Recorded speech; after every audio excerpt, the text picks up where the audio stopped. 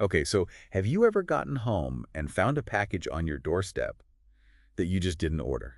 It's not your birthday, no special occasion that you forgot about. Yeah. This, my friend, is how a brushing scam starts. Oh, wow. And it's been making headlines lately. Really? Yeah, and kind of giving a lot of people the creeps. I can see why. Yeah, it seems like it plays on, our love for a good deal, even if it seems too good to be true. Mm-hmm. Like, hey, free gift. Awesome. Yeah, totally. But, as we dig into these articles, news reports, and even warnings from the U.S. Postal Inspection Service, we're seeing a more unsettling side to this whole thing. Yeah, so it's not just about random stuff showing up. Right. There's a bigger picture here. Absolutely. Oh. So first, let's unpack how the scam actually works, and then we'll look at, why it should matter to you, even if you're thinking, hey, free stuff, who cares? Right. Okay, so the mechanics are pretty simple. Yeah. Basically, sellers often operating on, large online marketplaces want to boost their products' ratings and sales. Oh, okay. So what they do is they send out these unsolicited packages. These are the stories that we've been hearing about, right? Yeah. With the cheap bracelets and the sunglasses and even the weird fidget toys. Uh-huh. I even saw one where somebody got an empty box. A package full of air. Yeah, literally just an empty box. Yeah, exactly. And the items are usually pretty low cost, Right. sometimes useless. Right. It's not really about the gift itself. Mm-hmm. It's about the review. Ah.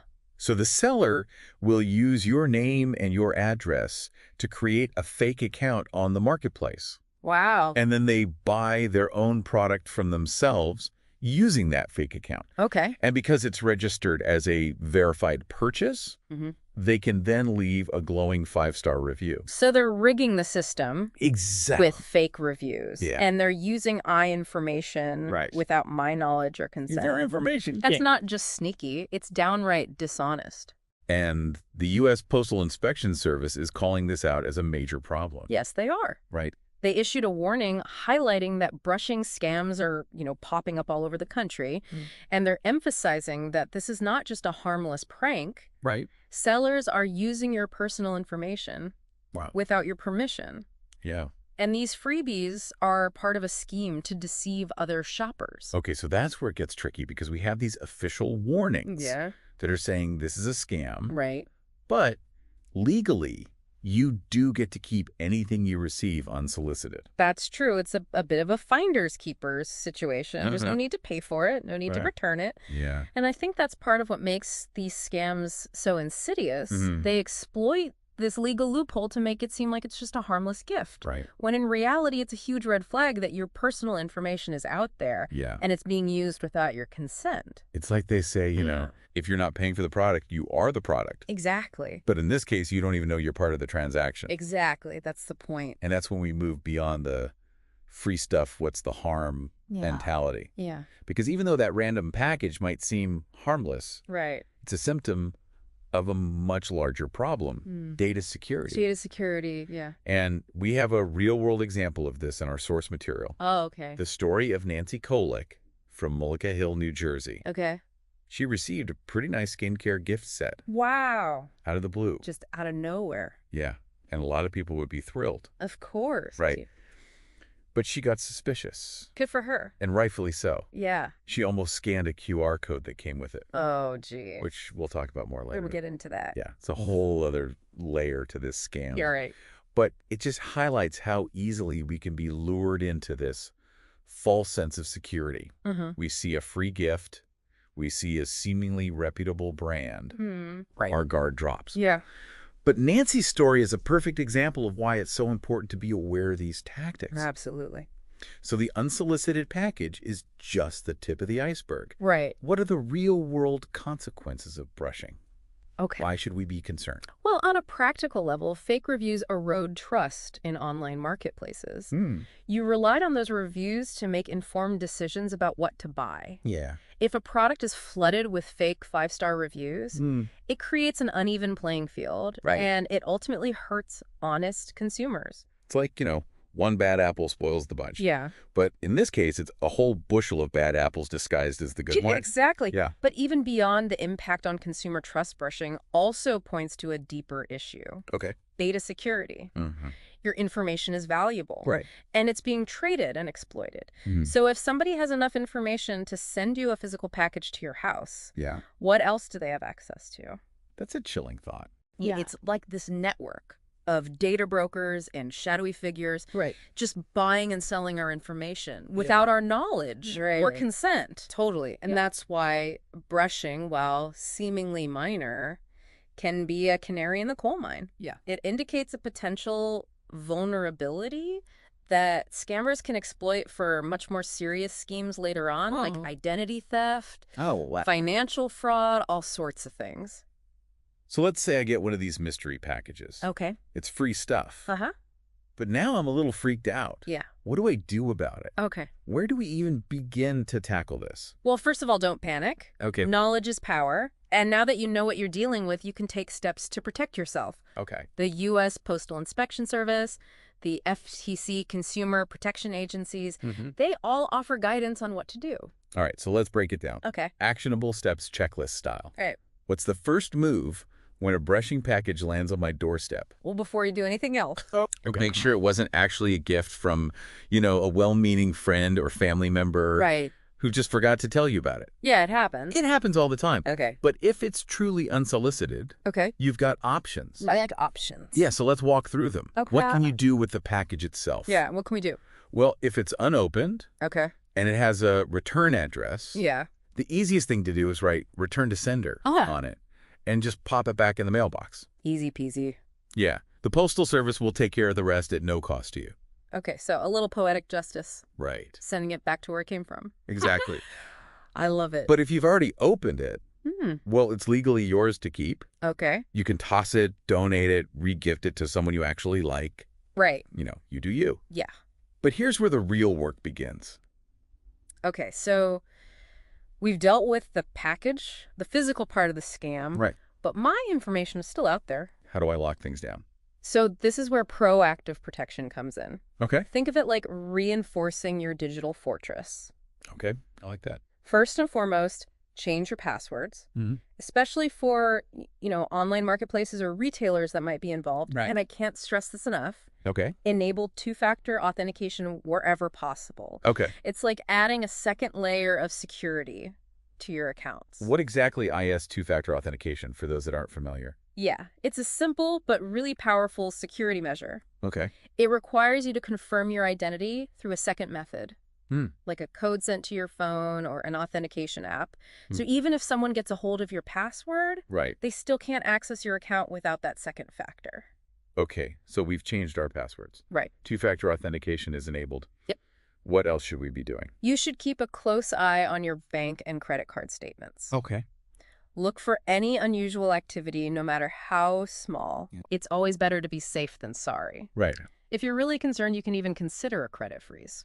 Whoa, that sounds serious. What does a credit freeze actually do? Think of it like putting a lock on your credit report. Oh, okay. No one can open new lines of credit in your name until you specifically unfreeze it. So not even me. Not even you. Wow. It adds a very strong layer of protection against identity theft. Got it. Okay, so we bill with a package, secured our accounts. Yep. Anything else? Yes. Reporting the scam is crucial. Okay. Even though you might not be directly harmed financially, reporting these incidents helps authorities track these activities, identify patterns, and potentially shut down these operations. But who do we report this to? You can contact the retailer where the package supposedly originated, the FTC, the Federal Trade Commission, or your state's Consumer Protection Agency. Got it. They all have mechanisms for reporting these types of scams. Okay, so report. The more information they have, the better they can address the issue. Right. And hopefully prevent others from becoming victims. Exactly. Now, you remember that QR code Nancy almost scanned? Yeah. That seems like a whole other can of worms. It is. And a perfect segue into our next topic, because these QR codes are popping up everywhere. They are. And not all of them are what they seem. It's true. So QR codes are basically links. Yeah, links disguised as images. Right. They offer convenience, no doubt. But that convenience comes with a risk. Yeah. And unfortunately, scammers are exploiting that risk. Absolutely. They're using QR codes to steal information or even install malware on your devices. Yeah. So we're talking about those little square barcodes you scan with your phone. Yeah. I use them all the time. Yeah. Like to pay for parking at restaurants, even to donate to charities. Right. You're saying we can't even trust those anymore? It's not that you can't trust any QR code, but you need to be vigilant. Okay. Especially these days. Yeah. They're appearing in more and more places. Right. And scammers are getting more and more creative with their tactics. Yes. We've seen them used in brushing scams like we've been talking about. Right. But they're also popping up on parking meters, flyers, even stickers slapped onto legitimate signage. Wow. So I can't even trust a QR code on a parking meter? Wow. That seems a little paranoid, doesn't it? I wouldn't say paranoid, but definitely cautious. Oh, yeah. Before you scan any QR code, especially if it seems out of place, take a moment to think. Right. Does it make sense for that parking meter to have a QR code payment option? If you see a QR code on a flyer offering a crazy discount, is that flyer from a reputable source? Good point. You know? It's all about context. Yeah, context is key. Okay. Don't let curiosity or convenience override your common sense. What's the worst that can happen if you scan a suspicious QR code? Well, in a worst-case snenario, it could take you to a malicious website. Oh. That's designed to steal your login credentials, your credit card information, or other sensitive data.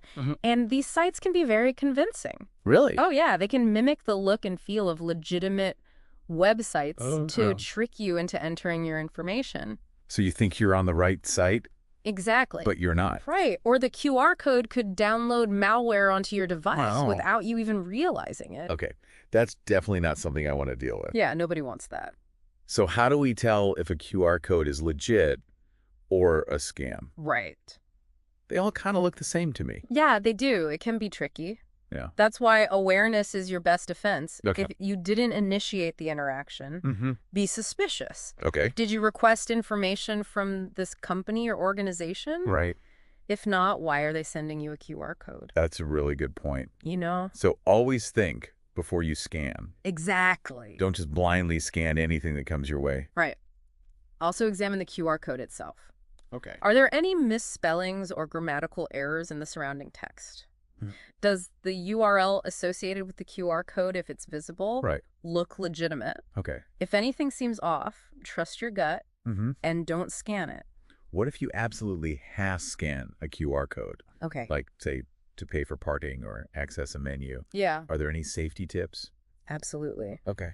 Use a QR code scanner app that offers security features like URL previews and malware detection. Okay. These apps can give you a sneak peek of the destination website. Oh, okay. Before you actually visit it. Okay. So you can spot any red flags and back out if necessary. So it's like having an extra layer of protection. Exactly. Before you even click the link. Right. That's a great tip. It's all about minimizing risk and staying informed.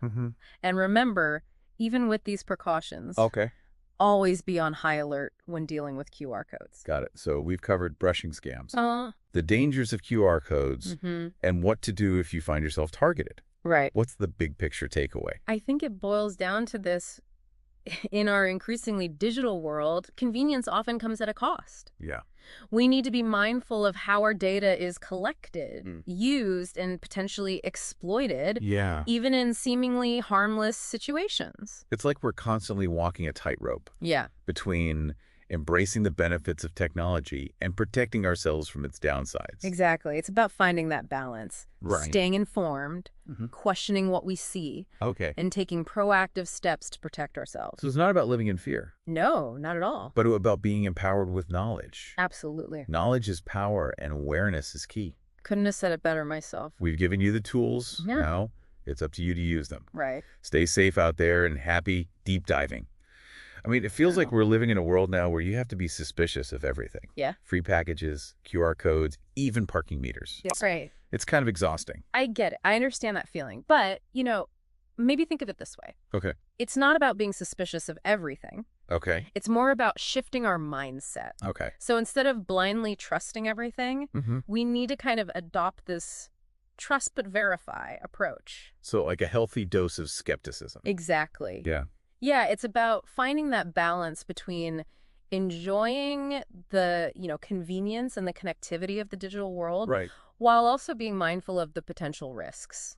And that's something that, we all have to figure out individually. Right. What feels safe and comfortable for one person might not be the same for another. So there's no one-size-fits-all solution? Unfortunately not. Okay. But that's also what makes it so interesting. We're all constantly learning and adapting and figuring out, what works best for us. Right. The key is to stay informed, stay engaged, and never stop asking questions. Well said. So we've covered a lot today. Yeah, we have. Brushing scams, the dangers of QR codes, and a whole toolkit of digital safety tips. We have. What's the one message you want our listeners to take away from this deep dive? I think it boils down to this, knowledge is power. The more we understand about how our data is collected, used, and potentially exploited, the better equipped we are to protect ourselves. Right. And remember, you're not alone in this. Yeah. There are resources available, organizations dedicated to fighting these scams, and a whole community of people out there who are learning and sharing information to, stay ahead of the curve. So we're all in this together. We are. It's a collective effort to navigate the digital world safely and responsibly. I think so, yeah. By having these conversations, raising awareness, sharing our experiences, we can empower ourselves and each other to stay safe in an increasingly complex digital world. Exactly. We've given our listeners a lot to think about today. We have. But I think it's important to end on a positive note. Even though the digital world can feel overwhelming and sometimes even scary, we're not powerless. Not at all. We can take control of our online security and privacy. Absolutely. By understanding the risks and taking proactive steps to mitigate them. Yep. We can navigate the digital landscape with confidence and peace of mind. I agree. You heard it here first, folks. Knowledge is power and awareness is key. We've given you the tools. Now it's up to you to use them. That's right. Stay safe out there and happy deep diving.